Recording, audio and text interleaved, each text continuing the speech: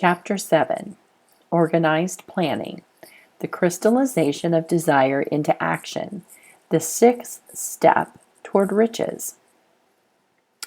You have learned that everything man creates or acquires begins in the form of desire, that desire is taken on the first lap of its journey from the abstract to the concrete into the workshop of the imagination, where plans for its transition are created and organized.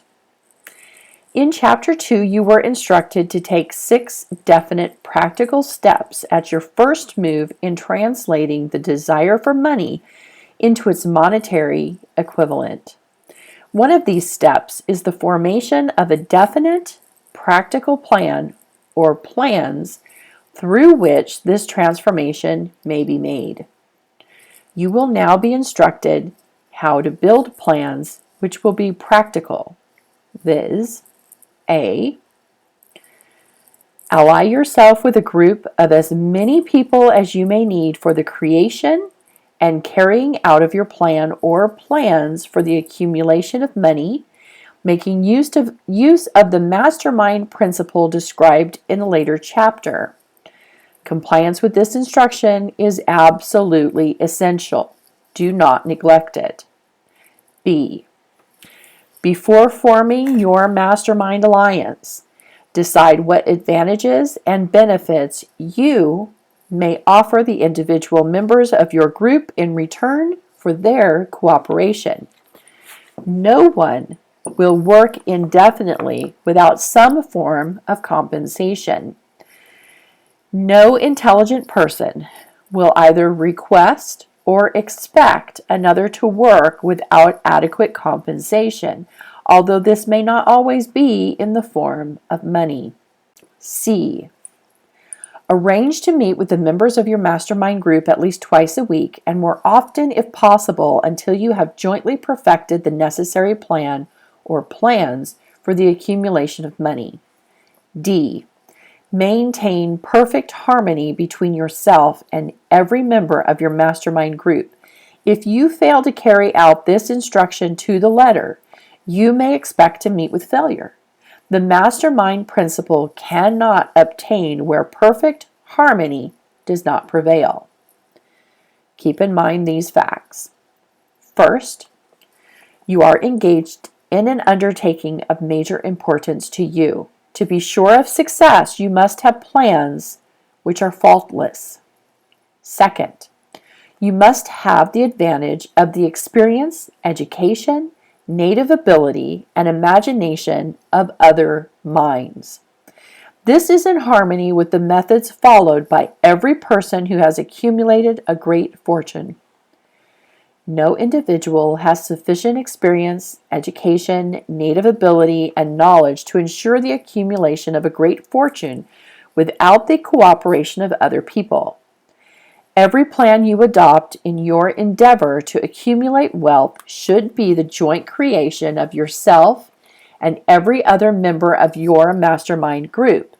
You may originate your own plans, either in whole or in part, but see that those plans are checked and approved by the members of your mastermind alliance. If the first plan which you adopt does not work successfully, replace it with a new plan.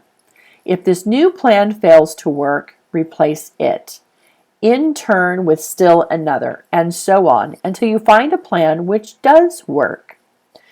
Right here is the point at which the majority of men meet with failure, because of their lack of persistence in creating new plans to take the place of those which fail.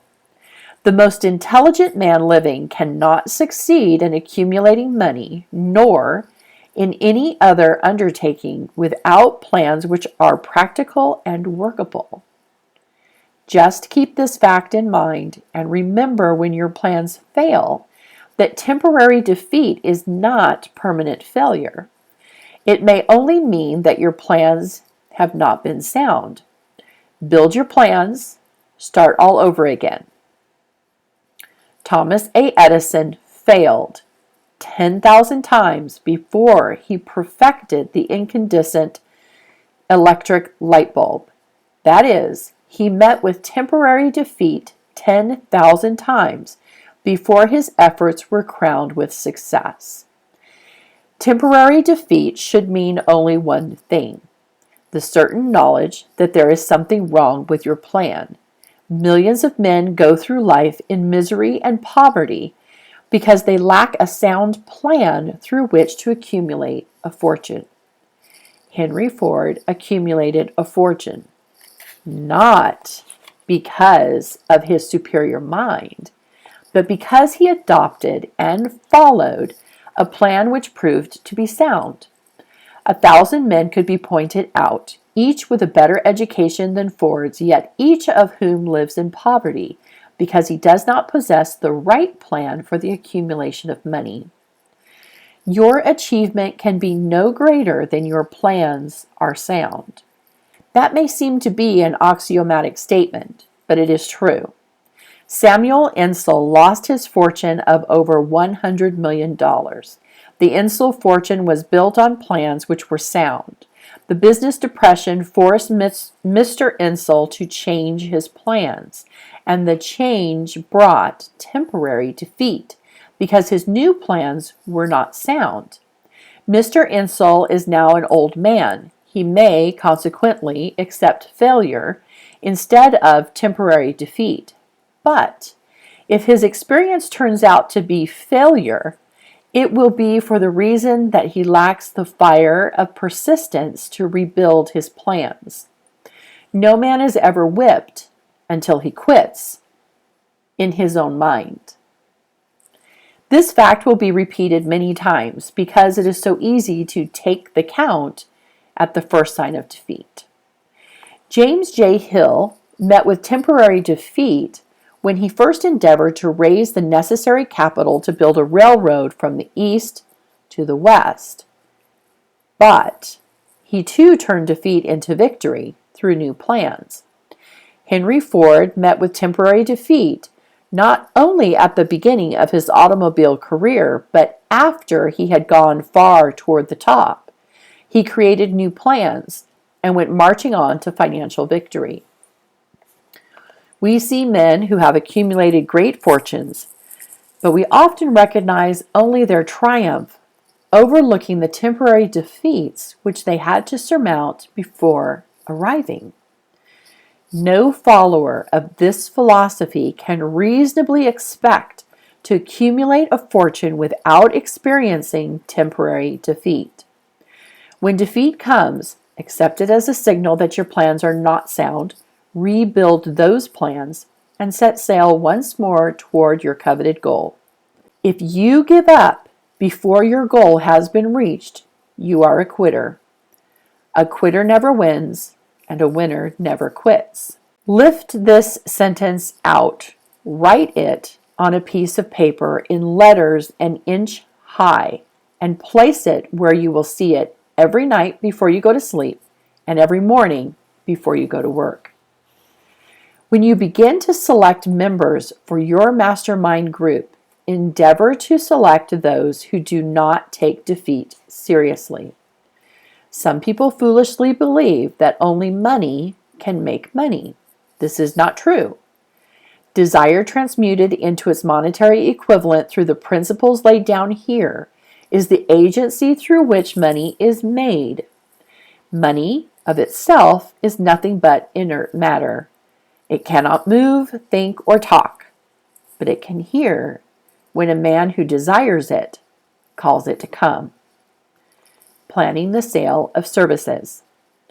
The remainder of this chapter has been given over to a description of ways and means of marketing personal services.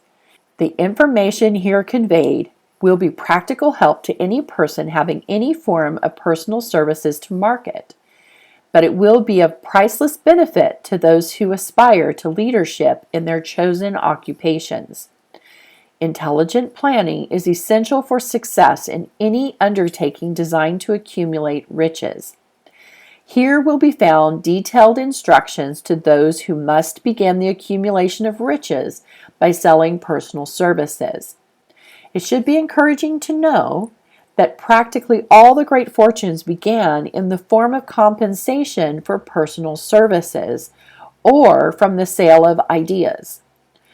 What else, except ideas and personal services, would one not possessed of property have to give in return for riches?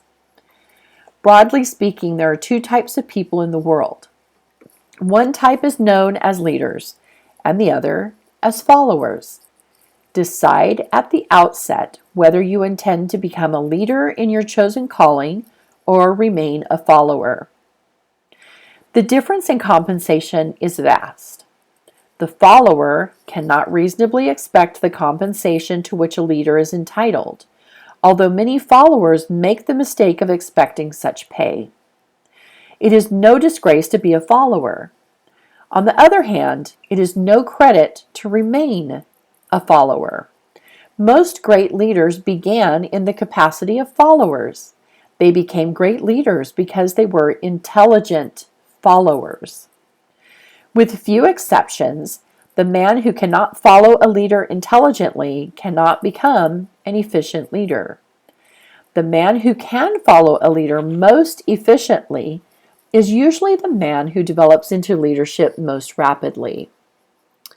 An intelligent follower has many advantages, among them the opportunity to acquire knowledge from his leader. The major attributes of leadership. The following are important factors of leadership. 1. Unwavering courage based upon knowledge of self and of one's occupation. No follower wishes to be dominated by a leader who lacks self-confidence and courage. No intelligent follower will be dominated by such a leader very long. 2. Self-control. The man who cannot control himself can never control others. Self-control sets a mighty example for one's followers, which the more intelligent will emulate. 3. A keen sense of justice. Without a sense of fairness and justice, no leader can command and retain the respect of his followers. 4. Definiteness of decision. The man who wavers in his decisions shows that he is not sure for himself. He cannot lead others successfully. 5. Definiteness of plans. The successful leader must plan his work and work his plan. A leader who moves by guesswork without practical, definite plans is comparable to a ship without a rudder. Sooner or later, he will land on rocks. 6. The habit of doing more than paid for. One of the penalties of leadership is the necessity of willingness upon the part of the leader to do more than he requires of his followers. 7. A pleasing personality. No slovenly, careless person can become a successful leader. Leadership calls for respect. Followers will not respect a leader who does not grade high on all of the factors of a pleasing personality. 8. Sympathy and understanding. The successful leader must be in sympathy with his followers. Moreover, he must understand them and their problems. 9. Mastery of detail.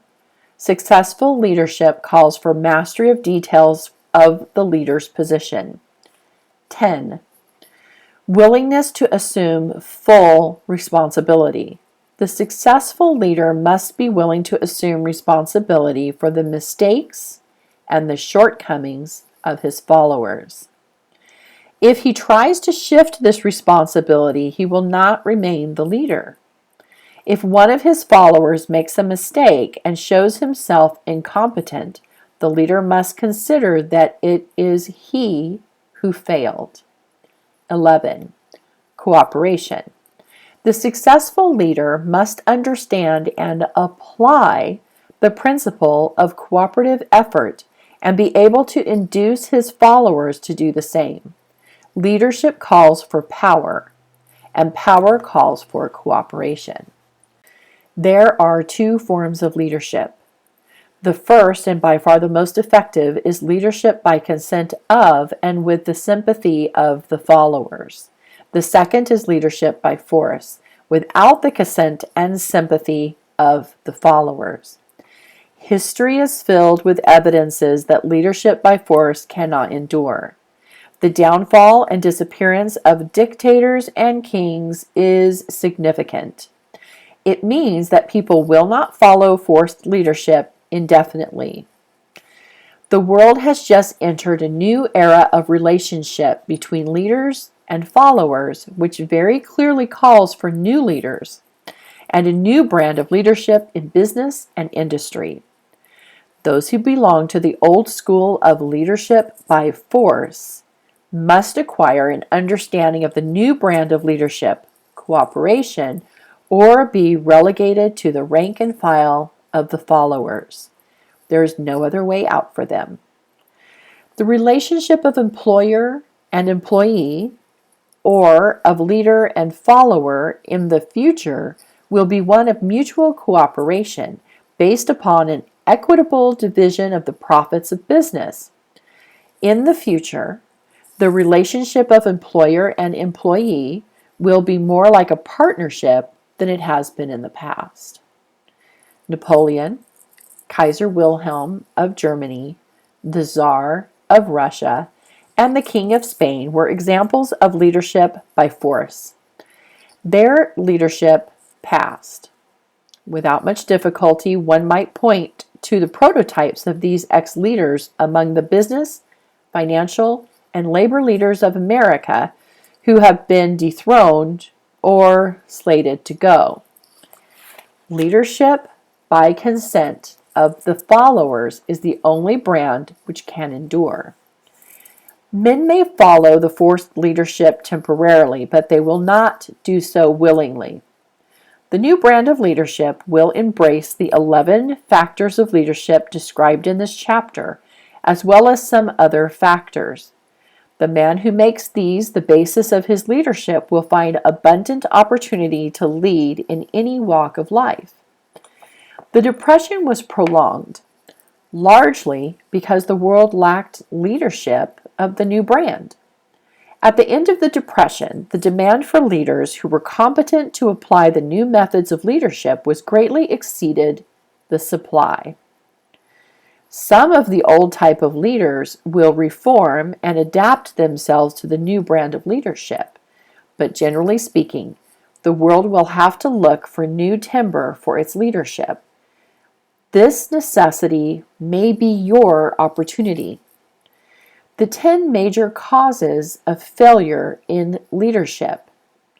We come now to the major faults of leaders who fail, because it is just as essential to know what not to do as it is to know what to do. 1. Inability to organize details. Efficient leadership calls for ability to organize and to master details. No genuine leader is ever too busy to do anything which may be required of him in his capacity as leader. When a man, whether he is a leader or follower, admits that he is too busy to change his plans or to give attention to any emergency, he admits his inefficiency. The successful leader must be the master of all details connected with his position. That means, of course, that he must acquire the habit of relegating details to capable lieutenants. 2. Unwillingness to render humble service. Truly great leaders are willing, when occasion demands, to perform any sort of labor which they would ask another to perform. The greatest among ye shall be the servant of all, is a truth which all able leaders observe and respect. 3. Expectation of pay for what they know instead of what they do with that which they know. The world does not pay men for that which they know. It pays them for what they do or induce others to do. 4. Fear of competition from followers. The leader who fears that one of his followers may take his position is practically sure to realize that fear sooner or later. The able leader trains understudies to whom he may delegate at will any of the details of his possession. Only in this way may a leader multiply himself and prepare himself to be at many places and give attention to many things at one time. It is an eternal truth that men receive more pay for their ability to get others to perform than they could possibly earn by their own efforts. An efficient leader may, through his knowledge of his job and the magnetism of his personality, greatly increase the efficiency of others and induce them to render more service and better service than they could render without his aid. 5. Lack of imagination. Without imagination, the leader is incapable of meeting emergencies and of creating plans by which to guide his followers efficiently. 6. Selfishness. The leader who claims all the honor for the work of his followers is sure to be met with resentment. The really great leader claims none of the honors. He is contented to see the honors, when there are any, go to his followers, because he knows that most men will work harder for commendation and recognition than they will for money alone. 7. Intemperance. Followers do not respect an intemperate leader. Moreover, intemperance in any of its various forms destroys the endurance and the vitality of all who indulge it. 8. Disloyalty. Perhaps this should have come at the head of the list. The leader who is not loyal to his trust and to his associates, those above him and those below him, cannot long maintain his leadership. Disloyalty marks one as being less than the dust of the earth and brings down on one's head the contempt he deserves. Lack of loyalty is one of the major causes of failure in every walk of life. 9. Emphasis of the authority of leadership. The efficient leader leads by encouraging and not by trying to instill fear in the hearts of his followers. The leader who tries to impress his followers with his authority comes within the category of leadership through force.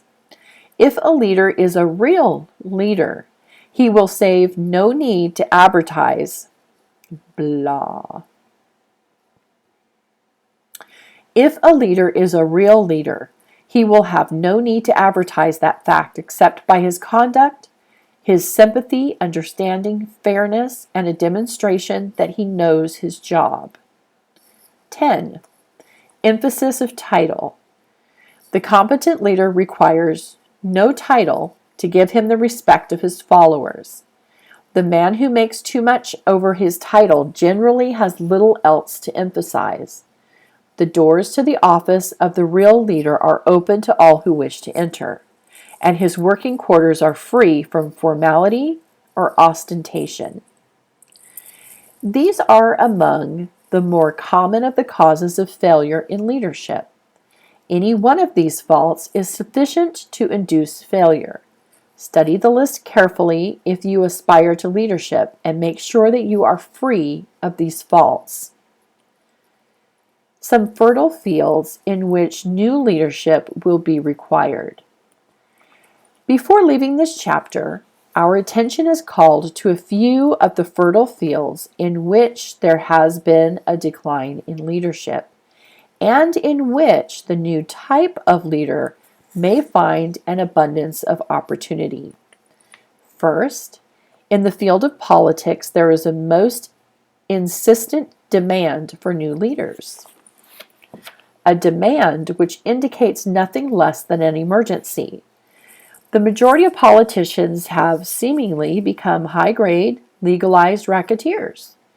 They have increased taxes and debauched the machinery of industry and business until the people can no longer stand the burden.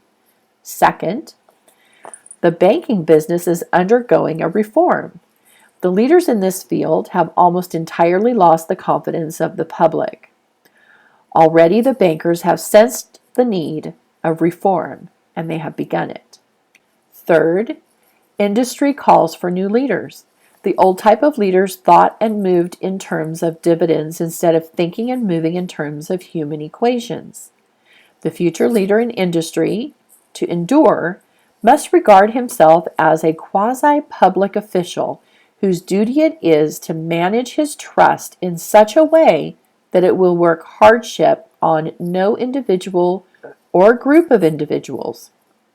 Exploitation of working men is a thing of the past. Let the man who aspires to leadership in the field of business, industry, and labor remember this.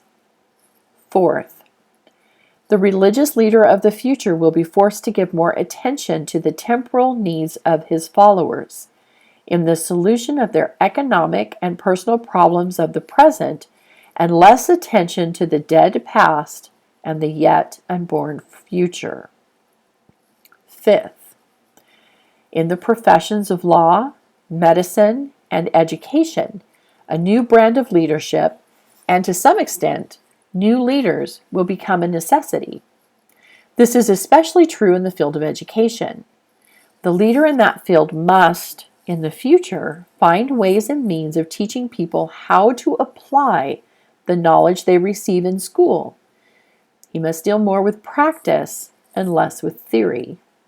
Sixth, new leaders will be required in the field of journalism.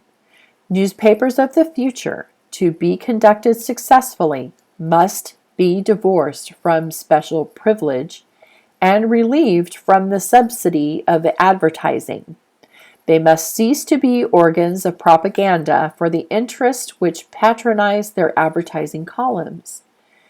The type of newspaper which publishes scandal and lewd pictures will eventually go the way of all forces which debauch the human mind. These are but a few of the fields in which opportunities for new leaders and a new brand of leadership are now available. The world is undergoing a rapid change. This means that the media through which the changes in human habits are promoted must be adapted to the changes. The media here described are the ones which, more than any others, determine the trend of civilization. When and how to apply for a position. The information described here is the net result of many years of experience during which thousands of men and women were helped to market their services effectively. It can, therefore, be relied upon as sound and practical. Media through which services may be marketed. Experience has proved that the following media offer the most direct and effective methods of bringing the buyer and seller of personal services together. 1. Employment bureaus. Care must be taken to select only reputable bureaus, the management of which can show adequate records of achievement of satisfactory results. There are comparative few such bureaus. 2. Advertising in newspapers, trade journals, magazines, and radio. Classified advertising may usually be relied upon to produce satisfactory results in the case of those who apply for clerical or ordinary salaried positions. Display advertising is more desirable in the case of those who seek executive connections. The copy to appear in the section of the paper which is most apt to come to the attention of the class of employer being sought. The copy should be prepared by an expert who understands how to inject sufficient selling qualities to produce results.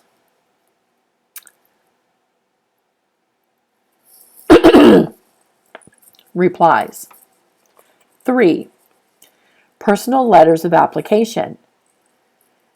Directed to particular firms or individuals most apt to need such services as are being offered. Letters should be neatly typed, always, and signed by hand. With the letters should be sent a complete brief or outline of the applicant's qualifications. Both the letter of application and the brief of experience or qualifications should be prepared by an expert. See instructions as to information to be supplied. 4. Application through personal acquaintances. When possible, the applicant should endeavor to approach prospective employers through some mutual acquaintance. This method of approach is particularly advantageous in the case of those who seek executive connections and do not wish to appear to be peddling themselves. 5. Application in person. In some instances, it may be more effective if the applicant offers personally his services to prospective employers, in which event a complete written statement of qualifications for the position should be presented, for the reason that prospective employers often wish to discuss with associates one's record. Information to be supplied in a written brief. This brief should be prepared as carefully as a lawyer would prepare the brief of a case to be tried in court. Unless the applicant is experienced in the preparation of such briefs, an expert should be consulted and his services enlisted for this purpose. Successful merchants employ men and women who understand the art and the psychology of advertising to present the merits of their merchandise. One who has personal services for sale should do the same. The following information should appear in the brief. 1. Education. State briefly but 1. Education. State briefly but definitely what schooling you have had and in what subjects you specialized in school, giving the reasons for that specialization. 2. Experience. If you have had experience in connection with positions similar to the one you seek, describe it fully, state names and addresses of former employers. Be sure to bring out clearly any special experience you may have had which would equip you to fill the position you seek. 3. References. Practically every business firm desires to know all about the previous records, antecedents, etc. of prospective employees who seek positions of responsibility. Attach to your brief photostatic copies of letters from A. Former employers, B. Teachers under whom you studied, C. Prominent people whose judgment may be relied upon. 4. Photograph of self. Attach to your brief a recent unmounted photograph of yourself. 5. Apply for a specific position. Avoid application for a position without describing exactly what particular position you seek. Never apply for just a position. That indicates you lack specialized qualifications. 6. State your qualifications for the particular position for which you apply. Give full details as to the reason you believe you are qualified for the particular position you seek. This is the most important detail of your application. It will determine more than anything else what consideration you receive. 7. Offer to go to work on probation. In the majority of instances, if you are determined to have the position for which you apply, it will be most effective if you offer to work for a week or a month, or for a sufficient length of time to enable your prospective employer to judge your value without pay. This may appear to be a radical suggestion, but experience has proved that it seldom fails to win at least a trial. If you are sure of your qualifications, a trial is all you need. Incidentally, such an offer indicates that you have confidence in your ability to fill the position you seek. It is most convincing. If your offer is accepted and you make good, more than likely you will be paid for your probation period. Make clear the fact that your offer is based upon A. Your confidence in your ability to fill the position, B. Your confidence in your prospective employer's decision to employ you after trial, C. Your determination to have the position you seek. 8. Knowledge of your prospective employer's business. Before applying for a position, do sufficient research in connection with the business to familiarize yourself thoroughly with that business and indicate in your brief the knowledge you have acquired in this field. This will be impressive, as it will indicate that you have imagination and a real interest in the position you seek. Remember that it is not the lawyer who knows the most law, but the one who best prepares his case who wins. If your case is properly prepared and presented, your victory will have been more than half won at the outset. Do not be afraid of making your brief too long. Employers are just as much interested in purchasing the services of well-qualified applicants as you are in securing employment. In fact, the success of most successful employers is due, in the main, to their ability to select well-qualified lieutenants. They want all the information available. Remember another thing. Neatness in the preparation of your brief will indicate that you are a painstaking person. I have helped to prepare briefs for clients which were so striking and out of the ordinary that they resulted in the employment of the applicant without a personal interview. When your brief has been completed, have it neatly bound by an experienced binder and lettered by an artist or printer similar to the following. Brief of the qualifications of, next line, Robert K. Smith, next line, applying for the position of, next line, private secretary to the president of the blank company, Inc. Change names each time brief is shown. This personal touch is sure to command attention. Have your brief neatly typed or mimeographed on the finest paper you can obtain and bound with a heavy paper of the book cover variety, the binder to be changed and the proper firm name to be inserted if it is to be shown to more than one company. Your photograph should be pasted on one of the pages of your brief. Follow these instructions to the letter, improving upon them wherever your imagination suggests. Successful salesmen groom themselves with care. They understand that first impressions are lasting. Your brief is your salesman. Give it a good suit of clothes so it will stand out in bold contrast to anything your prospective employer ever saw in the way of an application for a position. If the position you seek is worth having, it is worth going after with care.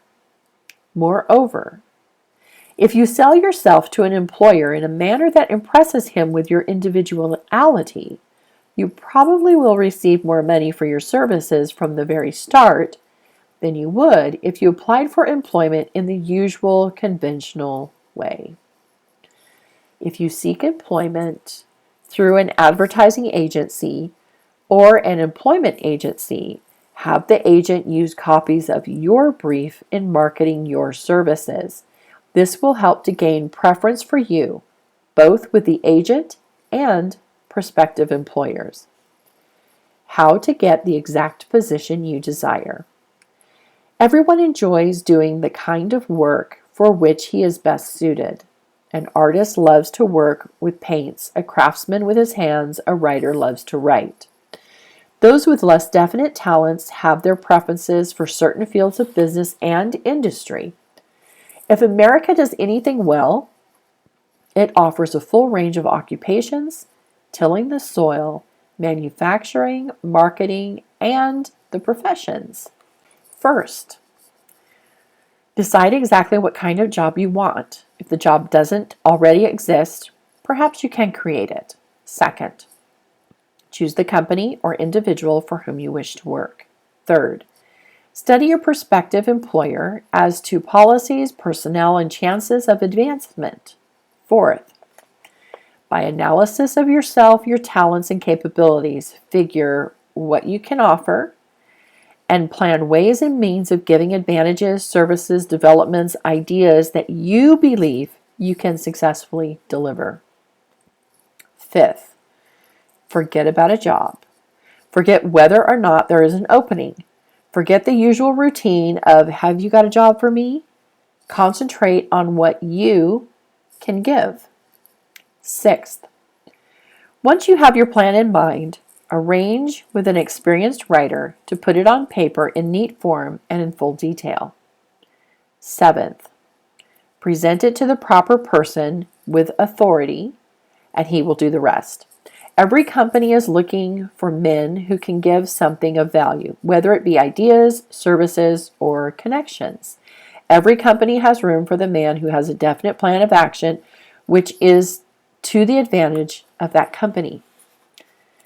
This line of procedure may take a few days or weeks of extra time, but the difference in income, in advancement, and in gaining recognition will save years of hard work at small pay. It has many advantages. The main one being that it will often save from 1 to 5 years of time in reaching a chosen goal. Every person who starts or gets in halfway up the ladder does so by deliberate and careful planning, except, of course, the boss's son. The new way of marketing services. Jobs are now partnerships. Men and women who market their services to best advantage in the future must recognize the stupendous change which has taken place in connection with the relationship between employer and employee. In the future, the golden rule, and not the rule of gold, will be the dominating factor in the marketing of merchandise as well as personal services.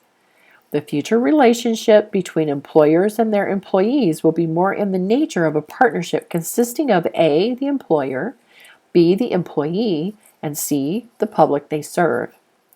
This new way of marketing personal services is called new for many reasons. First, both the employer and the employee of the future will be considered as fellow employees whose business it will be to serve the public efficiently. In times past, employers and employees have bartered among themselves, driving the best bargains they could with one another, not considering that in the final analysis they were in reality bargaining at the expense of the third party, the public they serve. The Depression served as a mighty protest from an injured public whose rights had been trampled upon in every direction by those who were clamoring for individual advantages and profits. When the debris of the Depression shall have been cleared away, the business shall have been once again restored to balance. Both employers and employees will recognize that they are no longer privileged to drive bargains at the expense of those whom they serve. The real employer of the future will be the public. This should be kept uppermost in mind by every person seeking to market personal services effectively. Nearly every railroad in America is in financial difficulty. Who does not remember the day when, if a citizen inquired at the ticket office the time of departure of a train, he was abruptly referred to the bulletin board instead of being politely given the information? The streetcar companies have experienced a change of times also. There was a time not so very long ago when streetcar conductors took pride in giving argument to passengers. Many of the streetcar tracks have been removed and passengers ride on a bus whose driver is the last word in politeness. All over the country, streetcar tracks are resting from abandonment and have been taken up. Wherever streetcars are still in operation, passengers may now ride without argument, and one may even hail the car in the middle of the block, and the motorman will obligingly pick him up. How times have changed. This is just the point I am trying to emphasize. Times have changed. Moreover, the change is reflected not merely in railroad offices and on streetcars, but in other walks of life as well. The public be damned policy is now passé. It has been supplanted by the "we are obligingly at your service, sir" policy. The bankers have learned a thing or two during this rapid change, which has taken place during the past few years. Impoliteness on the part of a bank official or bank employee today is as rare as it was conspicuous a dozen years ago. In the years past, some bankers, not all of them of course, carried an atmosphere of austerity, which gave every would-be borrower a chill when he even thought of approaching his banker for a loan. The thousands of bank failures during the Depression had the effect of removing the mahogany doors behind which bankers formerly barricaded themselves. They now sit at desks in the open where they may be seen and approached at will by any depositor or by anyone who wishes to see them, and the whole atmosphere of the bank is one of courtesy and understanding. It used to be customary for customers to have to stand and wait at the corner grocery until the clerks were through passing the time of day with friends and the proprietor had finished making up his bank deposit.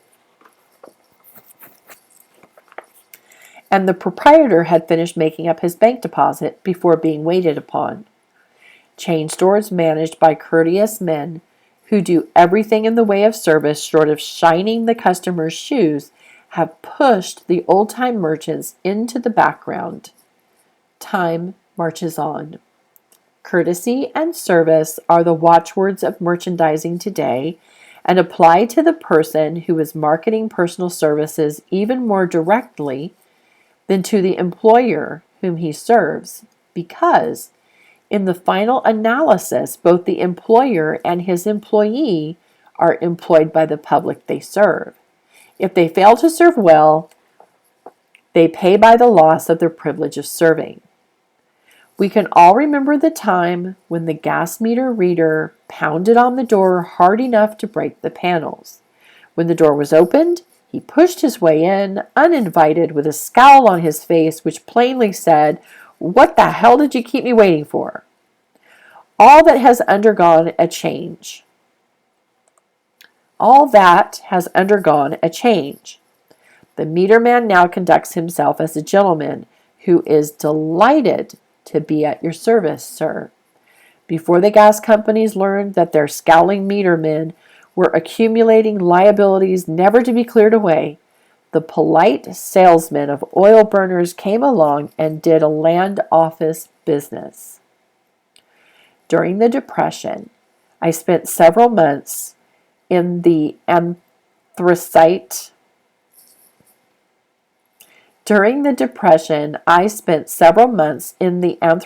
coal region of Pennsylvania, studying conditions which all but destroyed the coal industry.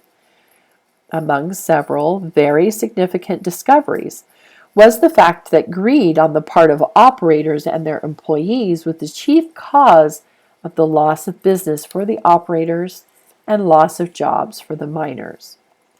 Through the pressure of group overzealous labor leaders representing the employees and the greed for profits on the part of the operators, the anthracite business suddenly dwindled. The coal operators and their employees drove sharp bargains with one another, adding the cost of the bargaining to the price of the coal until finally they discovered they had built up a wonderful business for the manufacturers of oil burning outfits and the producers of crude oil. The wages of sin is death. Many have read this in the Bible, but few have discovered its meaning.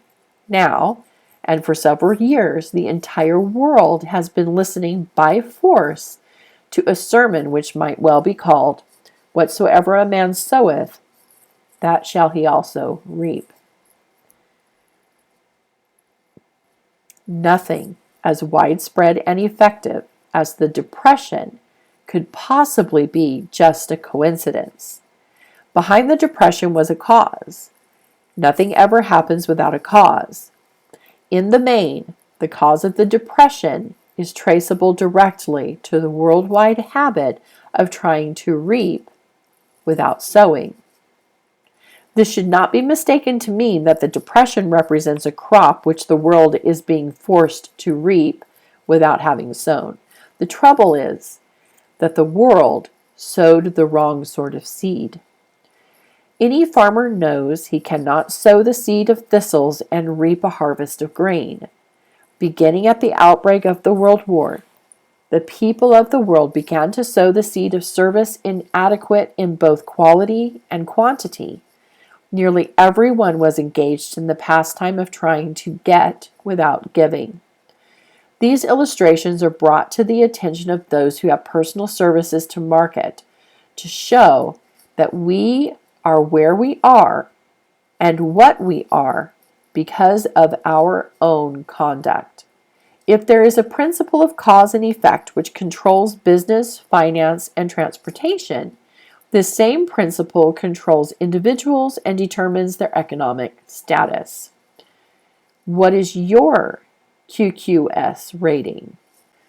The causes of success in marketing services effectively and permanently have been clearly described. Unless those causes are studied, analyzed, understood, and applied, no man can market his services effectively and permanently. Every person must be his own salesman of personal services. The quality and the quantity of service rendered and the spirit in which it is rendered determine to a large extent the price and the duration of employment. To market personal services effectively, which means a permanent market at a satisfactory price under pleasant conditions, one must adopt and follow the QQS formula, which means that quality plus quantity plus the proper spirit of cooperation equals perfect salesmanship of service. Remember the QQS formula, but do more. Apply it as a habit. Let us analyze the formula to make sure we understand exactly what it means. 1. Quality of service shall be construed to mean the performance of every detail in connection with your position in the most efficient manner possible, with the object of greater efficiency always in mind. 2. Quantity of service shall be understood to mean the habit of rendering all the service of which you are capable at all times, with the purpose of increasing the amount of service rendered as greater skill is developed through practice and experience. Emphasis is again placed on the word habit. 3. Spirit of service shall be construed to mean the habit of agreeable, harmonious conduct, which will induce cooperation from associates and fellow employees. Adequacy of quality and quantity of service is not sufficient to maintain a permanent market for your services. The conduct or the spirit in which you deliver service is a strong determining factor in connection with both the price you receive and the duration of employment.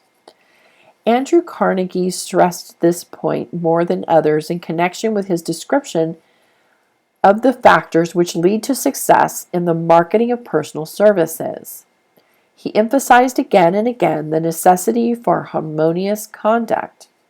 He stressed the fact that he would not retain any man, no matter how great a quantity or how efficient the quality of his work, unless he worked in a spirit of harmony. Mr. Carnegie insisted upon men being agreeable. To prove that he placed a high value upon this quality, he permitted many men who conformed to his standards to become very wealthy. Those who did not conform had to make room for others. The importance of a pleasing personality has been stressed because it is a factor which enables one to render service in the proper spirit. If one has a personality which pleases and renders service in a spirit of harmony, these assets often make up for deficiencies in both the quality and the quantity of service one renders.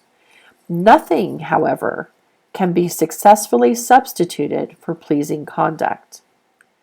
The capital value of your services. The person whose income is derived entirely from the sale of personal services is no less a merchant than the man who sells commodities, and it might well be added, such a person is subject to exactly the same rules of conduct as the merchant who sells merchandise. This has been emphasized because the majority of people who live by the sale of personal services make the mistake of considering themselves free from the rules of conduct and the responsibility is attached to those who are engaged in marketing commodities. The new way of marketing services has practically forced both employer and employee into partnership alliances through which both take into consideration the rights of the third party, the public they serve. The day of the go-getter has passed. He has been supplanted by the go-giver. High-pressure methods in business finally blew the lid off. There will never be the need to put the lid back on because, in the future, business will be conducted by methods that will require no pressure. The actual capital value of your brains may be determined by the amount of income you can produce by marketing your services. A fair estimate of the capital value of your services may be made by multiplying your annual income by 16 2/3, as it is reasonable to estimate that your annual income represents 6% of your capital value. Money rents for 6% per annum. Money is worth no more than brains. It is often worth much less. Competent brains, if effectively marketed, represent a much more desirable form of capital than that which is required to conduct a business dealing in commodities, because brains are a form of capital which cannot be permanently depreciated through depressions, nor can this form of capital be stolen or spent. Moreover, the money which is essential for the conduct of business is as worthless as a sand dune until it has been mixed with efficient brains. The 30 major causes of failure. How many of these are holding you back? Life's greatest tragedy consists of men and women who earnestly try and fail. The tragedy lies in the overwhelmingly large majority of people who fail as compared to the few who succeed. I have had the privilege of analyzing several thousand men and women, 98% of whom were classed as failures. There is something radically wrong with a civilization and a system of education which permits 98% of the people to go through life as failures. But I did not write this book for the purpose of moralizing on the rights and wrongs of the world. That would require a book 100 times the size of this one. My analysis work proved that there are 30 major reasons for failure and 13 major principles through which people accumulate fortunes. In this chapter, a description of the 30 major causes of failure will be given. As you go over the list, check yourself by it, point by point, for the purpose of discovering how many of these causes of failure stand between you and success. 1. Unfavorable hereditary background. There is but little, if anything, which can be done for people who are born with a deficiency in brain power. This philosophy offers but one method of bridging this weakness, through the aid of the mastermind. Observe with profit, however, that this is the only one of the 30 causes of failure which may not be easily corrected by any individual. 2. Lack of a well-defined purpose in life. There is no hope of success for the person who does not have a central purpose or definite goal at which to aim. 98 out of every 100 of those whom I have analyzed had no such aim. Perhaps this was the major cause of their failure. 3. Lack of ambition to aim above mediocrity. We offer no hope for the person who is so indifferent as not to want to get ahead in life and who is not willing to pay the price. 4. Insufficient education. This is a handicap which may be overcome with comparative ease. Experience has proven that the best educated people are often those who are known as self-made or self-educated.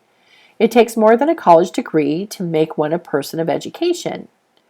Any person who is educated is one who has learned to get whatever he wants in life without violating the rights of others. Education consists not so much of knowledge, but of knowledge effectively and persistently applied. Men are paid not merely for what they know, but more particularly for what they do with that which they know. 5. Lack of self-discipline. Discipline comes through self-control. This means that one must control all negative qualities. Before you can control conditions, you must first control yourself. Self-mastery is the hardest job you will ever tackle. If you do not conquer self, you will be conquered by self. You may see it at one and the same time both your best friend and your greatest enemy by stepping in front of a mirror. 6. Ill health. No person may enjoy outstanding success without good health. Many of the causes of ill health are subject to mastery and control. These, in the main, are A. Overeating of foods not conducive to health. B. Wrong habits of thought, giving expression to negatives. C. Wrong use of and overindulgence in sex. D. Lack of proper physical exercise. E. An inadequate supply of fresh air due to improper breathing. 7. Unfavorable environmental influences during childhood. As the twig is bent, so shall the tree grow. Most people who have criminal tendencies acquire them as the result of bad environment and improper associates during childhood. 8. Procrastination. This is one of the most common causes of failure. Old man procrastination stands within the shadow of every human being, waiting his opportunity to spoil one's chances of success. Most of us go through life as failures because we are waiting for the time to be right to start doing something worthwhile. Do not wait. The time will never be just right. Start where you stand and work with whatever tools you may have at your command, and better tools will be found as you go along. 9. Lack of persistence. Most of us are good starters, but poor finishers of everything we begin. Moreover, people are prone to give up at the first sign of defeat. There's no substitute for persistence. The person who makes persistence his watchword discovers that old man failure finally becomes tired and makes his departure. Failure cannot cope with persistence. 10. Negative personality. There is no hope of success for the person who repels people through a negative personality. Success comes through the application of power, and power is attained through the cooperative efforts of other people. A negative personality will not induce cooperation. 11. Lack of controlled sexual urge. Sex energy is the most powerful of all the stimuli which move people into action. Because it is the most powerful of the emotions, it must be controlled through transmutation and converted into other channels. 12. Uncontrolled desire for something for nothing. The gambling instinct drives millions of people to failure. Evidence of this may be found in a study of the Wall Street crash of 29, during which millions of people tried to make money by gambling on stock margins. 13. Lack of well-defined power of decision. Men who succeed reach decisions promptly and change them, if at all, very slowly. Men who fail reach decisions, if at all, very slowly and change them frequently and quickly. Indecision and procrastination are twin brothers. Where one is found, the other may usually be found also. Kill off this pair before they completely hogtie you to the treadmill of failure. 14. One or more of the 6 basic fears. These fears have been analyzed for you in a later chapter. They must be mastered before you can market your services effectively. 15. Wrong selection of a mate in marriage. This is a most common cause of failure. The relationship of marriage brings people intimately into contact. Unless this relationship is harmonious, failure is likely to follow. Moreover, it will be a form of failure that is marked by misery and unhappiness, destroying all signs of ambition. 16. Overcaution. The person who takes no chances generally has to take whatever is left when others are through choosing.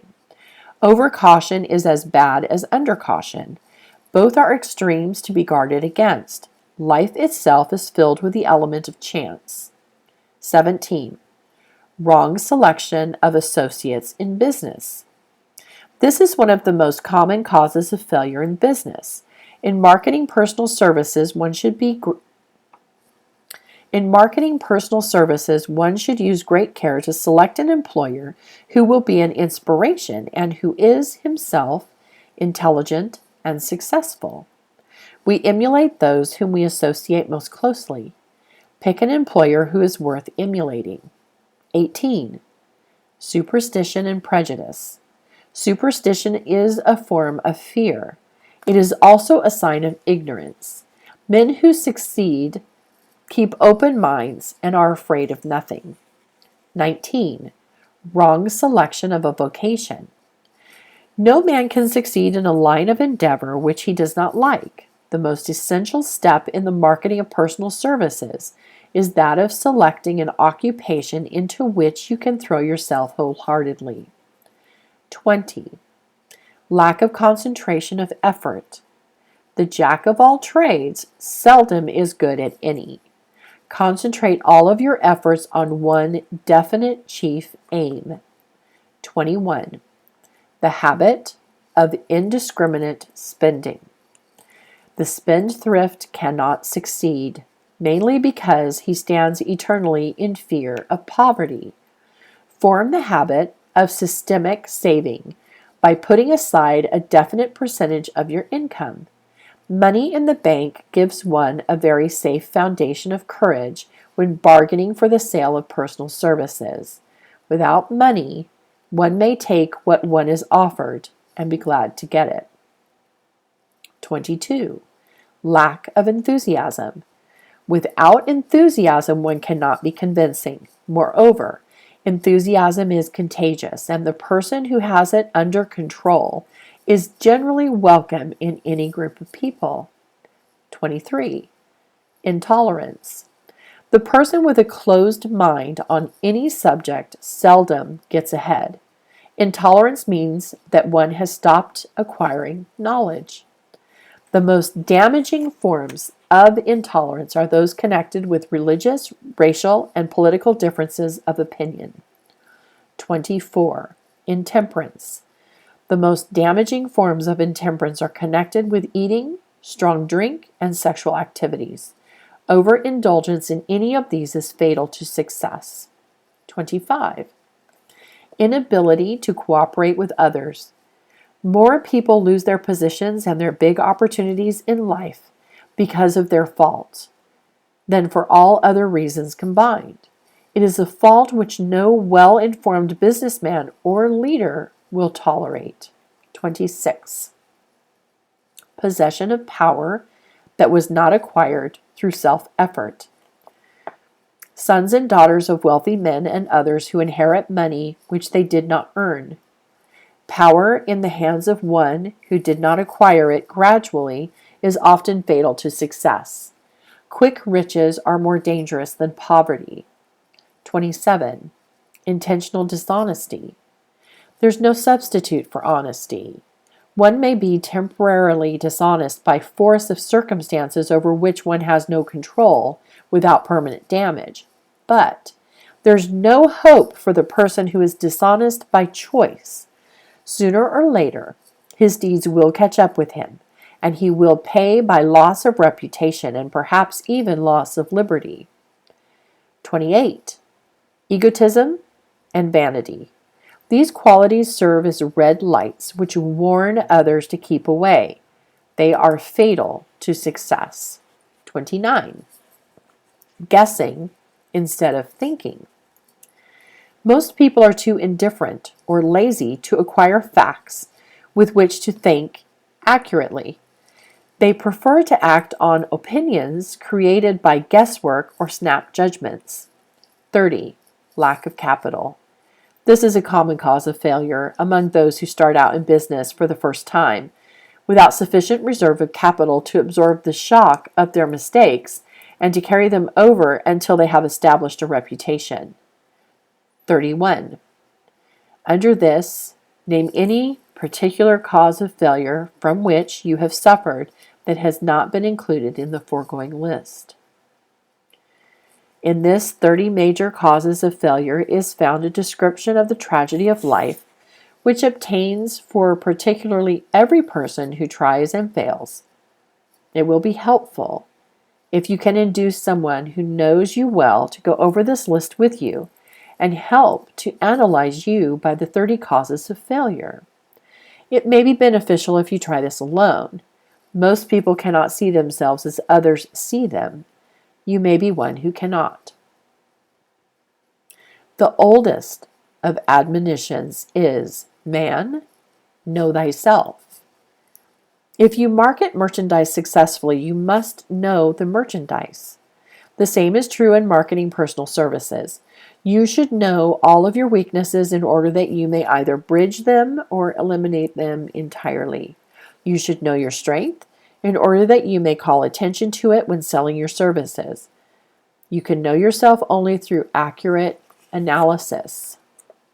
The folly of ignorance in connection with self was displayed by a young man who applied to the manager of a well-known business for a position. He made a very good impression until the manager asked him what salary he expected. He replied that he had no fixed sum in mind. Lack of a definite aim. The manager then said, "We will pay you all you are worth after we try you out for a week." "I will not accept it," the applicant replied, "because I am getting more than that where I am now employed." Before you even start to negotiate for a readjustment of your salary in your present position or to seek employment elsewhere, be sure that you are worth more than you now receive. It is one thing to want money. Everyone wants more. But it is something entirely different to be worth more. Many people mistake their wants for their just dues. Your financial requirements or wants have nothing whatever to do with your worth. Your value is established entirely by your ability to render useful service or your capacity to induce others to render such service. Take inventory of yourself. 28 questions you should answer. Annual self-analysis is an essential in the effective marketing of personal services, as is annual inventory in merchandising. Moreover, the yearly analysis should disclose a decrease in faults and an increase in virtues. One goes ahead, stands still, or goes backward in life. One's object should be, of course, to go ahead. Annual self-analysis will disclose whether advancement has been made, and if so, how much. It will also disclose any backward steps one may have made. The effective marketing of personal services requires one to move forward, even if the progress is slow. Your annual self-analysis should be made at the end of each year, so you can include in your New Year's resolutions any improvements which the analysis indicates should be made. Take this inventory by asking yourself the following questions and by checking your answers with the aid of someone who will not permit you to deceive yourself as to their accuracy. Self-analysis questionnaire for personal inventory. 1. Have I attained the goal which I established as my objective for this year? You should work with a definite yearly objective to be attained as a part of your major life objective. 2. Have I delivered service of the best possible quality of which I was capable, or could I have improved any part of this service? 3. Have I delivered service in the greatest possible quantity of which I was capable? 4. Has the spirit of my conduct been harmonious and cooperative at all times? 5. Have I permitted the habit of procrastination to decrease my efficiency, and if so, to what extent? 6. Have I improved my personality, and if so, in what ways? 7. Have I been persistent in following my plans through to completion? 8. Have I reached decisions promptly and definitely in all occasions? 9. Have I permitted any one or more of the 6 basic fears to decrease my efficiency? 10. Have I been either overcautious or undercautious? 11. Has my relationship with my associates in work been pleasant or unpleasant? If it has been unpleasant, has the fault been partly or wholly mine? 12. Have I dissipated any of my energy through lack of concentration of effort? 13. Have I been open-minded and tolerant in connection with all subjects? 14. In what way have I improved my ability to render service? 15. Have I been intemperate in any of my habits? 16. Have I expressed, either openly or secretly, any form of egotism? 17. Has my conduct toward my associates been such that it has induced them to respect me? 18. Have my opinions and decisions been based upon guesswork or accuracy of analysis and thought? 19. Have I followed the habit of budgeting my time, my expenses, and my income, and have I been conservative in these budgets? 20. How much time have I devoted to unprofitable effort which I might have used to better advantage? 21. How may I rebudget my time and change my habits so I will be more efficient during the coming year? 22. Have I been guilty of any conduct which was not approved by my conscience? 23. In what ways have I rendered more service and better service than I was paid to render? 24. Have I been unfair to anyone, and if so, in what way? 25. If I had been the purchaser of my own services for the year, would I be satisfied with my purchase? 26. Am I in the right vocation, and if not, why not? 27. Has the purchaser of my services been satisfied with the service I have rendered, and if not, why not? 28. What is my present rate on the fundamental principles of success? Make this rating fairly and frankly and have it checked by someone who is courageous enough to do it accurately. Having read and assimilated the information conveyed through this chapter, you are now ready to create a practical plan for marketing your personal services. In this chapter will be found an adequate description of every principle essential in planning the sale of personal services, including the major attributes of leadership, the most common causes of failure in leadership, a description of the fields of opportunity for leadership, the main causes of failure in all works of life, and the important questions which should be used in self-analysis. This extensive and detailed presentation of accurate information has been included because it will be needed by all who must begin the accumulation of riches by marketing personal services. Those who have lost their fortunes and those who are just beginning to earn money have nothing but personal services to offer in return for riches. Therefore, it is essential that they have available the practical information needed to market services to best advantage. The information contained in this chapter will be of great value to all who aspire to attain leadership in any calling. It will be particularly helpful to those aiming to market their services as business or industrial executives. Complete assimilation and understanding of the information here conveyed will be helpful in marketing one's own services, and it will also help one to become more analytical and capable of judging people. The information will be priceless to personal directors, employment managers, and other executives charged with the selection of employees and the maintenance of efficient organizations. If you doubt this statement, test its soundness by answering in writing the 28 self-analysis questions. That might be both interesting and profitable, even though you do not doubt the soundness of the statement. Where and how one may find opportunities to accumulate riches. Now that we have analyzed the principles by which riches may be accumulated, we naturally ask, where may one find favorable opportunities to apply these principles? Very well, let us take inventory and see what the United States of America offer the person seeking riches, great or small. To begin with, let us remember, all of us, that we live in a country where every law-abiding citizen enjoys freedom of thought and freedom of deed unequaled anywhere in the world. Most of us have never taken inventory of the advantages of this freedom. We have never compared our unlimited freedom with the curtailed freedom in other countries. Here we have freedom of thought, freedom in the choice and enjoyment of education, freedom in religion, freedom in politics, freedom in the choice of a business, profession, or occupation, freedom to accumulate and own without molestation all the property we can accumulate, freedom to choose our place of residence, freedom in marriage, freedom through equal opportunity to all races, freedom of travel from one state to another, freedom in our choice of foods, and freedom to aim for any station in life for which we have prepared ourselves, even for the presidency of the United States. We have other forms of freedom, but this list will give a bird's eye view of the most important, which constitute opportunity for the highest order. This advantage of freedom is all the more conspicuous because the United States is the only country guaranteeing to every citizen, whether native-born or naturalized, so broad and varied a list of freedom. Next, let us recount some of the blessings which our widespread freedom has placed within our hands.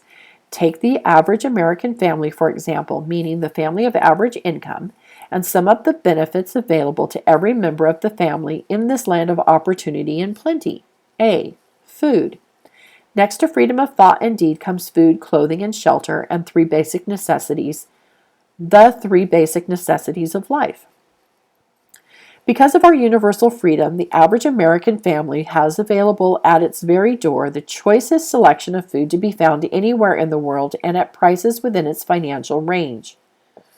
A family of two living in the heart of Times Square district of New York City, far removed from the source of production of foods, took careful inventory of the cost of a simple breakfast with this astonishing result. Articles of food: grapefruit juice from Florida, 2 cents was the cost at the breakfast table.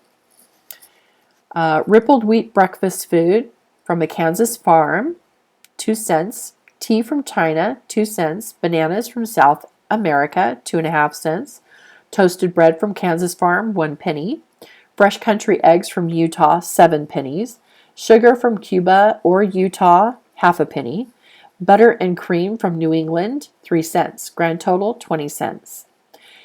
It is not very difficult to obtain food in a country where two people can have breakfast consisting of all they want or need for a dime apiece. Observe that this simple breakfast was gathered by some strange form of magic from China, South America, Utah, Kansas, and the New England states, and delivered on the breakfast table ready for consumption in the very heart of the most crowded city in America, at a cost well within the means of the most humble laborer. The cost included all federal tax and city taxes. Here's a fact the politician did not mention when they were crying out to the voters to throw their opponents out of office because the people were being taxed to death. B. Shelter. This family lives in a comfortable apartment, heated by steam, lighted with electricity, with gas for cooking, all for $65 a month. In a smaller city, in a more sparsely settled part of New York City, the same apartment could be had for as low as $20 a month. The toast they had for breakfast in the food estimate was toasted on an electric toaster, which cost but a few dollars. The apartment is cleaned with a vacuum sweeper that is run by electricity. Hot and cold water is available at all times in the kitchen and the bathroom. The food is kept cool in a refrigerator that is run by electricity. The wife curls her hair, washes her clothes, and irons them with easily operated electrical equipment on power obtained by sticking a plug in the wall. The husband shaves with an electric shaver, and they receive entertainment from all over the world 24 hours a day if they want it, without cost, by merely turning the dial on the radio.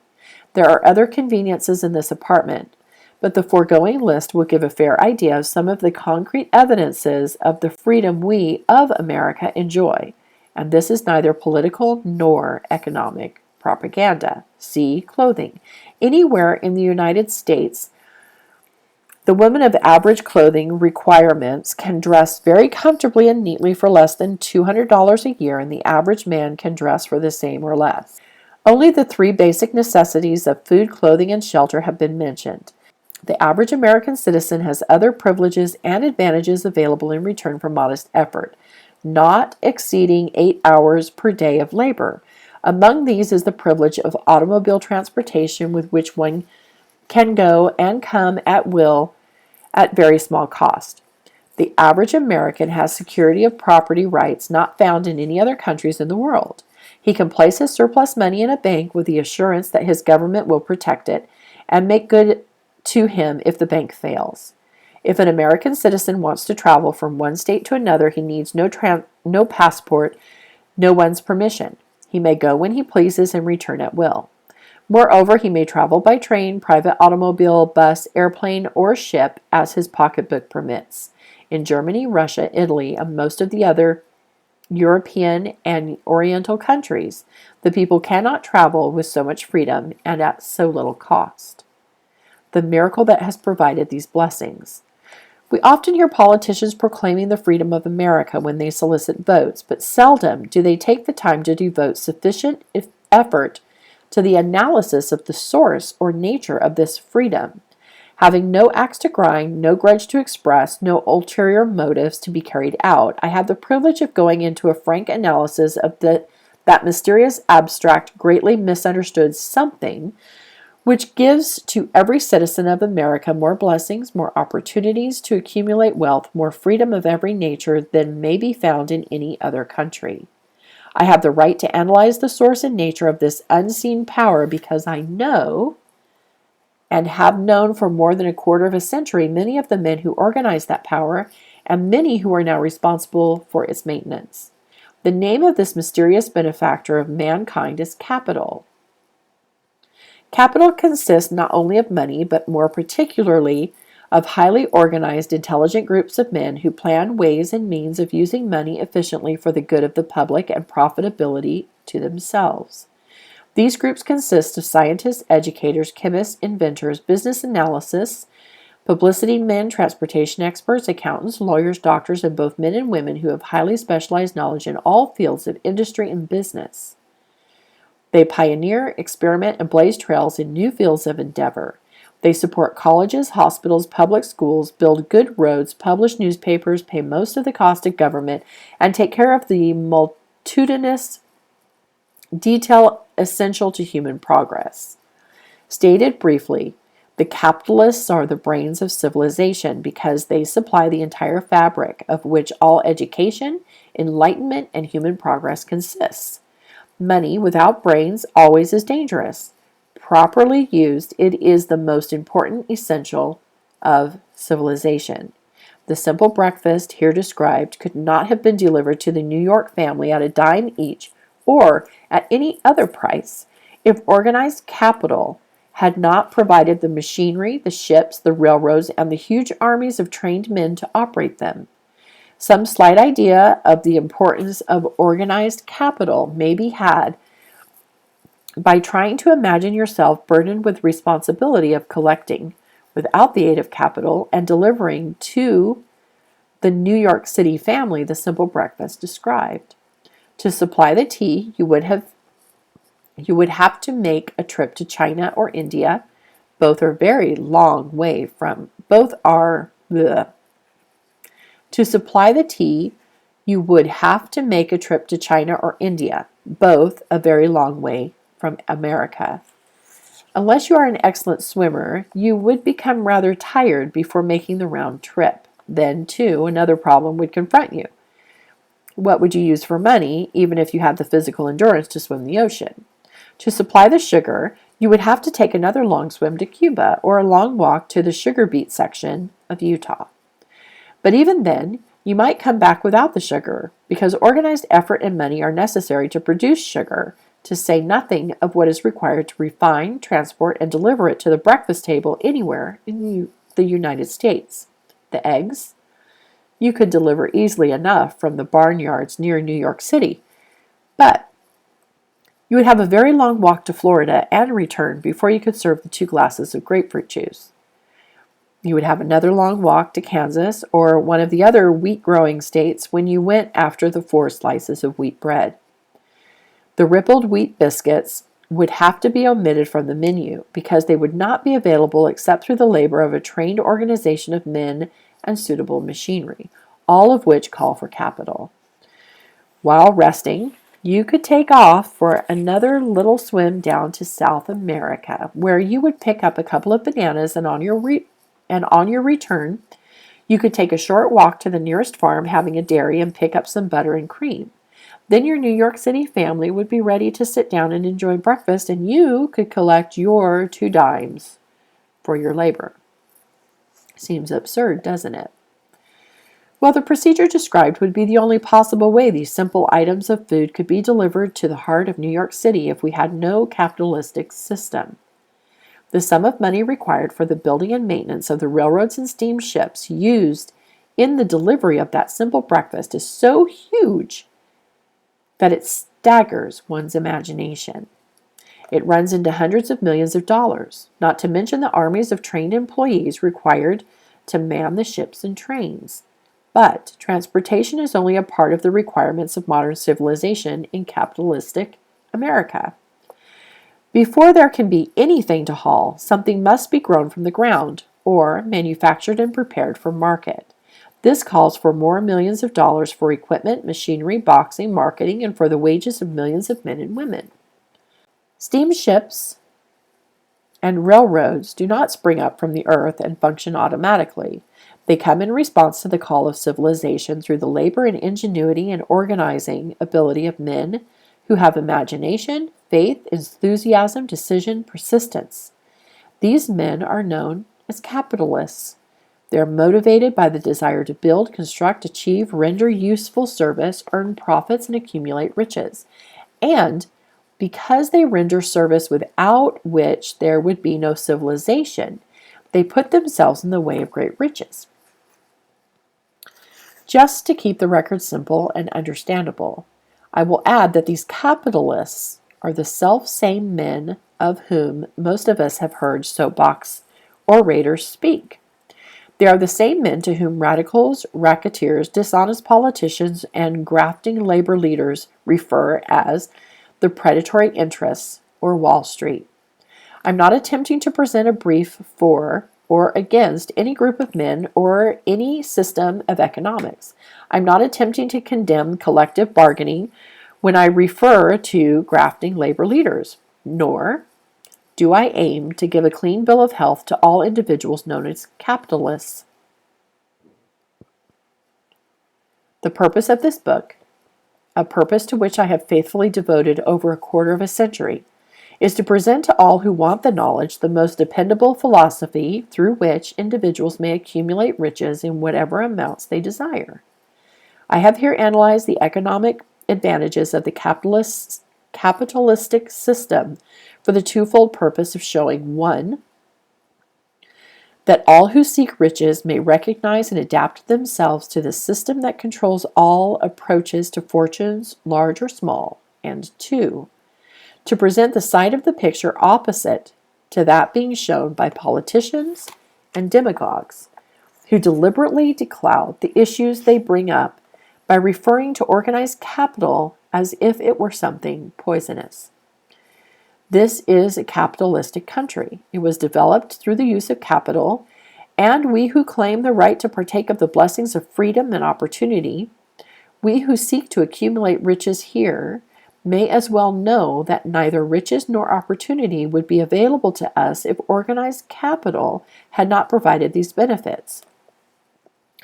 For more than 20 years, it has been a somewhat popular and growing pastime for radicals, self-seeking politicians, racketeers, crooked labor leaders, and on occasion religious leaders to take pot shots at the Wall Street, the money changers, and big business. The practice became so general that we witnessed during the business depression the unbelievable sight of high government officials lining up with the cheap politicians and labor leaders with the openly avowed purpose of throttling the system which has made industrial America the richest country on earth. The lineup was so general and so well organized that it prolonged the worst depression America has ever known. It cost millions of men their jobs because those jobs were inseparably a part of the industrial and capitalistic system which formed the very backbone of the nation.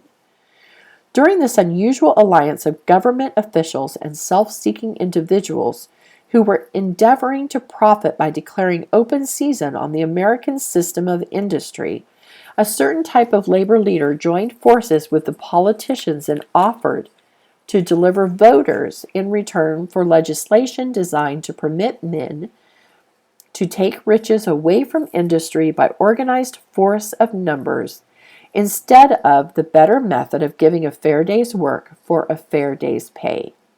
Millions of men and women throughout the nation are still engaged in this popular pastime of trying to get without giving. Some of them are lined up with labor unions, where they demand shorter hours and more pay. Others do not take the trouble to work at all. They demand government relief and are getting it.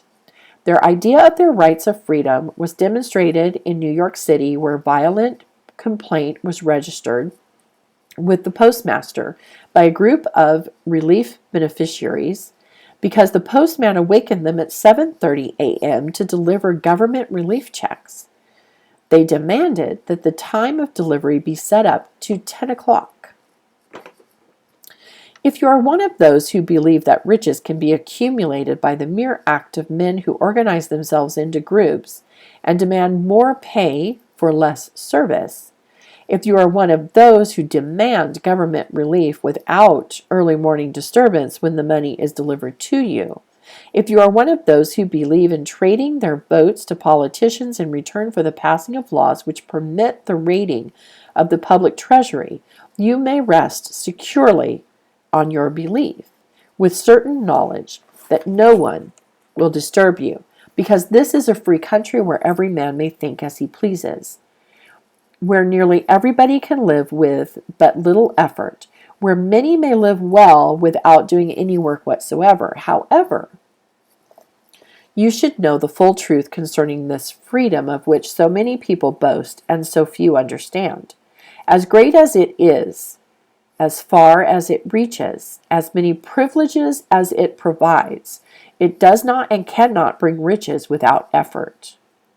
There is but one dependable method of accumulating and legally holding riches, and that is by rendering useful service. No system has ever been created by which man can legally acquire riches through mere force of numbers or without giving in return an equivalent value of one form or another. There is a principle known as the law of economics. This is more than a theory. It is a law no man can beat. Mark well the name of the principle and remember it, because it is far more powerful than all the politicians and political machines. It is above and beyond the control of all the labor unions. It cannot be swayed, nor influenced, nor bribed by racketeers or self-appointed leaders in any calling. Moreover, it has an all-seeing eye and a perfect system of bookkeeping, in which it keeps an accurate account of the transactions of every human being engaged in the business of trying to get without giving. Sooner or later, its auditors come around, look over the records of individuals both great and small, and demand an accounting. Wall Street big business, capital predatory interests, or whatever name you choose to give the system which has given us American freedom, represents a group of men who understand, respect, and adapt themselves to this powerful law of economics. Their financial continuation depends upon their respecting the law. Most people living in America like this country, its capitalistic system and all. I must confess I know of no better country where one may find greater opportunities to accumulate riches. Judging by their acts and deeds, there are some in this country who do not like it. That, of course, is their privilege. If they do not like this country, its capitalistic system, its boundless opportunities, they have the privilege of clearing out. Always there are other countries, such as Germany, Russia, and Italy, where one may try one's hand at enjoying freedom and accumulating riches, providing one is not too particular. America provides all the freedom and all the opportunity to accumulate riches that any honest person may require. When one goes hunting for game, one selects hunting grounds where game is plentiful. When seeking riches, the same rule would naturally obtain. If it is riches you are seeking, do not overlook the possibility of a country whose citizens are so rich that women alone spend over $200 million annually for lipsticks, rouge, and cosmetics. Think twice, you who are seeking riches, before trying to destroy the capitalistic system of a country whose citizens spend over $50 million a year for greeting cards with which to express their appreciation of their freedom.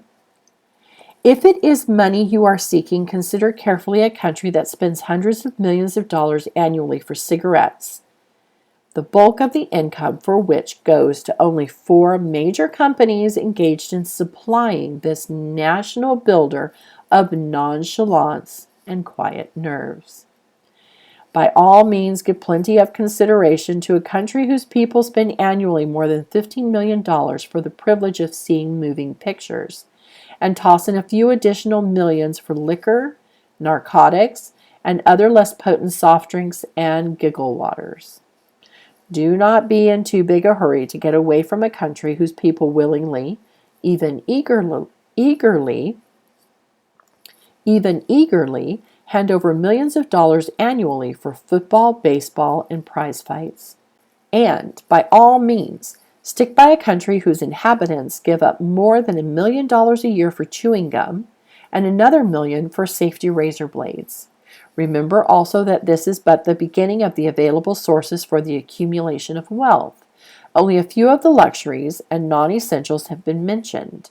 But remember that the business of producing, transporting, and marketing these few items of merchandise gives regular employment to many millions of men and women who receive for their services many millions of dollars monthly and spend it freely for both the luxuries and the necessities. Especially remember that back of all this exchange of merchandise and personal services may be found an abundance of opportunity to accumulate riches. Here, our American freedom comes to one's aid. Here, our American freedom comes to one's aid. There's nothing to stop you or anyone from engaging in any portion of the effort necessary to carry on these businesses. If one has superior talent, training, experience, one may accumulate riches in large amounts. Those not so fortunate may accumulate smaller amounts. Anyone may earn a living in return for a very nominal amount of labor. So, there you are. Opportunity has spread its wares before you. Step up to the front, select what you want, create your plan, put the plan into action, and follow through with persistence. Capitalistic America will do the rest. You can depend upon this much. Capitalistic America ensures every person the opportunity to render useful service and to collect riches in proportion to the value of the service. The system denies no one this right, but it does not and cannot promise something for nothing, because the system itself is irrevocably controlled by the law of economics, which neither recognizes nor tolerates for long getting without giving. The law of economics was passed by nature. There is no Supreme Court to which violators of this law may appeal. The law hands out both penalties for its violation and appropriate rewards for its observance, without interference or the possibility of interference by any human being. The law cannot be repealed. It is as fixed as the stars in the heavens and subject to and a part of the same system that controls the stars. May one refuse to adapt oneself to the law of economics? Certainly. This is a free country where all men are born with equal rights, including the privilege of ignoring the law of economics. What happens then? Well, Nothing happens until large numbers of men join forces for the avowed purpose of ignoring the law and taking what they want by force. Then comes the dictator with well-organized firing squads and machine guns. We have not yet reached the stage in America. We have not yet reached that stage in America, but we have heard all we want to know about how the system works. Perhaps we should be fortunate enough not to demand personal knowledge of so gruesome a reality.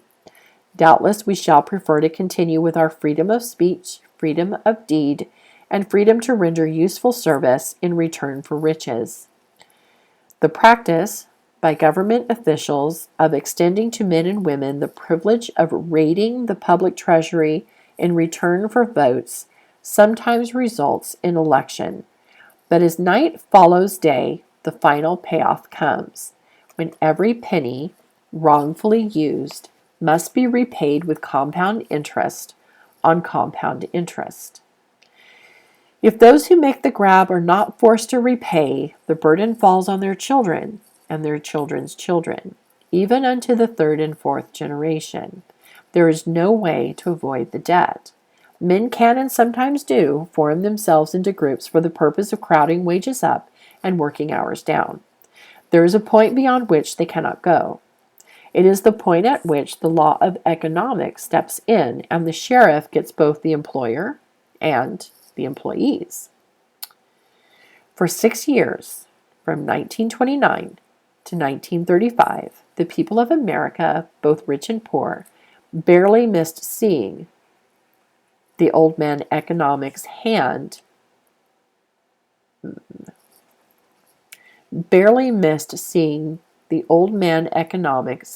over to the sheriff all the businesses and industries and banks. It was not a pretty sight. It did not increase our respect for mob psychology, through which men cast reason to the winds and start trying to get without giving. We who went through those 6 discouraging years, when fear was in the saddle and faith was on the ground, cannot forget how ruthlessly the law of economics exacted its toll from both rich and poor, weak and strong, old and young. We shall not wish to go through another such experience. Those observations are not founded upon short-time experience. They are the result of 25 years of careful analysis of the methods of both the most successful and the most unsuccessful men America has known. Let our discussion begin.